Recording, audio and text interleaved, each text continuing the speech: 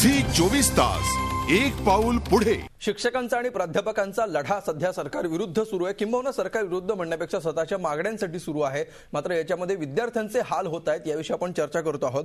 या चर्चेमध्ये आता महाराष्ट्र राज्य कनिष्ठ महाविद्यालय संघाचे सरचिटणीस अनिल देशमुख सहभागी झालेले आहेत. अनिलजी, स्वागत तुमचं आमच्या स्टुडिओमध्ये. नमस्कार. काही वेळापूर्वीच खरं तर 9:30 वाजल्यापासूनच ते या चर्चेमध्ये सहभागी होणार होते. मात्र सध्या ते मुख्यमंत्र्यांच्या भेटीला गेलेले होते आणि मुख्यमंत्र्यांची भेट घेऊन ते थेट Zee24 तासच्या स्टुडिओमध्ये आलेले आहेत. अनिलजी, काय झालं या बैठकीमध्ये? काय बोलणं झालं? सकारात्मक, नकारात्मक, संप मागे घेण्याची काही लक्षणं दिसत आहेत का? सर्वात प्रथम मी इथे उशिरा पोहोचलो, त्याबद्दल मला माफ करा. बिलकुल, या बैठकीतून प्रश्न सुटणार असते तर तुम्ही अजून 10 मिनिटं लेट आला असतं तरी चाललं असतं. माननीय मुख्यमंत्री, उपमुख्यमंत्री, वित्त विभागाचे अधिकारी, शिक्षण विभागाचे अधिकारी, आमचे शिक्षक आमदार विक्रमजी काळे आणि पदवीधर आमदार डॉक्टर सुधीर तांबे बैठकीला आमच्या समवेत उपस्थित होते. पाऊण तास आमची बैठक झाली, सकारात्मक चर्चा झाली आणि आम्हाला अपेक्षा आहे की येत्या काही दिवसात सरकार आमच्या मागण्यांच्या संदर्भामध्ये निर्णय घेईल. म्हणजे आज तोडगा निघालेला नाहीये, आत्ता फक्त चर्चा झालेली आहे. ठीक आहे, आत्ता फक्त चर्चा झालेली आहे असं ते म्हणतात. दीपाली, हा जो संपूर्ण इश्यू तू हाताळतेस गेल्या काही दिवसांपासून, विद्यापीठाची भूमिका सुद्धा याच्यात अत्यंत महत्वाची आहे. मात्र विद्यापीठांनी सुद्धा जितकं घ्यायला हवं तसं इनिशिएटिव्ह या प्रकरणामध्ये घेतलेलं दिसत नाहीये. विद्यापीठांनी काय करणं शक्य होतं की जेणेकरून हा प्रश्न अधिक सोपा झाला असता? खरं तर टीवायच्या ज्या परीक्षा असतात, थर्ड इयरच्या, बीएससी कॉमर्स आणि आर्ट्स, या तिन्ही विद्यापीठ कंडक्ट करत असतं. सध्या आपण बोलूयात प्रॅक्टिकलच्या परीक्षा सुरू आहेत, म्हणजे टीवाय बीएससीच्या केमिस्ट्री, बायोलॉजी आणि फिजिक्स ज्या काही आहेत त्या पोस्टपोन होत आहेत आणि त्या ऐन वेळी ज्यावेळी आपण विद्यार्थी जात आहेत प्रॅक्टिकलसाठी, एक्झामसाठी, त्यावेळी त्या कॅन्सल होतात. याचं कारण असं, कारण विद्यापीठाने 28 फेब्रुवारीला असा निर्णय घेतला होता की 1 मार्च ते 20 मार्च आपण परीक्षा घ्यायची. जरी बहिष्कार असला प्राध्यापकांचा तरी आपण परीक्षा घ्यायची. आता हा निर्णय घेतल्यामुळे ज्या त्या कॉलेजने आपापल्या सोयीनुसार या परीक्षा घेण्यास सुरुवात केली, पण प्राध्यापकांचा बहिष्कार असल्यामुळे त्याचा फटका हा प्रॅक्टिकल्सवर बसला आणि काही ठिकाणी तर आपण बघितलं की प्राध्यापकांनीच ही प्रॅक्टिकल्स बंद पाडली. त्यामुळे विद्यार्थ्यांना कॉलेजेसमध्ये जावं लागतंय, जसं त्यांचा टाइम टेबल आहे, पण त्यांना गेल्यावर कळतंय की आपला आज प्रॅक्टिकल होणार नाही. मग ते उद्या होणार आहे का त्यांना कल्पना नाही, परवा होणार आहे का त्यांना माहिती नाही.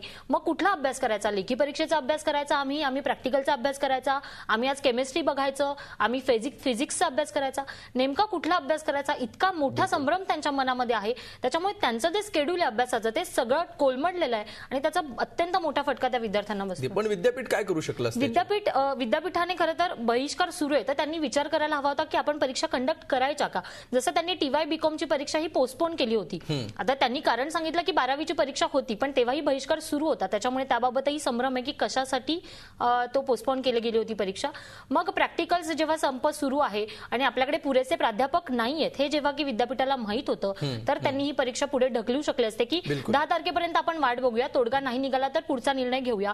पण त्यांनी परीक्षा घेण्याचा निर्णय घेतला आणि त्याचा मोठा फटका हा नोईंगली अननोईंगली विद्यार्थ्यांना बसलेला आहे. डॉक्टर रोहिणी मॅडम, याच्यामध्ये अशी एक तक्रार आहे, विशेषतः बुकटूच्या अनेक प्राध्यापकांविरुद्ध किंवा संपूर्ण महाराष्ट्रभर, विशेषतः मुंबईमध्ये जास्त प्रमाणात, तुम्ही संप केलेले ठीक आहे, तुम्ही तुमच्या मागण्यांसाठी लढताय ठीक आहे, विद्यापीठांनी विद्यार्थ्यांचं नुकसान होऊ नये म्हणून परीक्षा घेण्याचा निर्णय घेतला. मात्र या परीक्षांना जे प्राध्यापक जात होते त्यांना जाण्यापासून अडवण्यात आलं, त्यांना एक प्रकारे धमकावण्यात आलं किंवा त्यांना अशा प्रकारे परीक्षेला जाण्यापासून परावृत्त करण्याचा प्रयत्न तुमच्या संघटनेतर्फे करण्यात आला. हे तुम्हाला मान्य आहे का? आम्ही विद्यापीठला कळवलं होतं.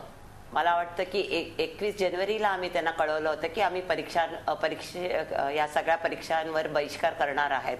तर आम्हाला हे सांगायचंय की युनिव्हर्सिटी अथॉरिटीज म्हणजे प्रो व्हाईस चान्सलर जो एक्झामिनेशनचा इन्चार्ज आहे त्यांनी का नाही याची दखल घेतली? ह्यांनी दखल घेतली पाहिजे होती आणि मुलांना आम्ही सांगितलं होतं ह्या परीक्षेवर आमचा जो बहिष्कार आहे ठाम आहे आणि आम्ही हे 100% व्हायला देणार नाहीये. आम्ही त्यांना रिक्वेस्ट केली होती की तुम्ही विद्यार्थ्यांना कळवा, बरोबर आहे, म्हणजे की म्हणजे आहे. प्राध्यापक संपावर असल्यामुळे आम्ही एक्झाम घेऊ शकत नाही, पण विद्यापीठनी ह्याला प्रेस्टिज इश्यू करून त्यांनी मुलांना सांगितलंच नाही, नाही. नाही, तुमच्या या मुद्द्यावर प्रदीप सावंतांना विद्यापीठ आक्षेप आणि आहे. सरकार आहे ना, ते चुकीवर आहे. नाही मॅडम तुम्ही चुकताय. आज नाही तुम्ही सांगताय पीव्हीसीनी परीक्षा घेतली. पीव्हीसी म्हणजे कोण? तिथेही शिक्षक आलेच, तुम्ही शिक्षक ते शिक्षक, भरडला जातोय कोण? विद्यार्थी. आणि तुम्ही विद्यार्थ्यांना काय कळवताय की तुम्ही परीक्षा होणार नाही?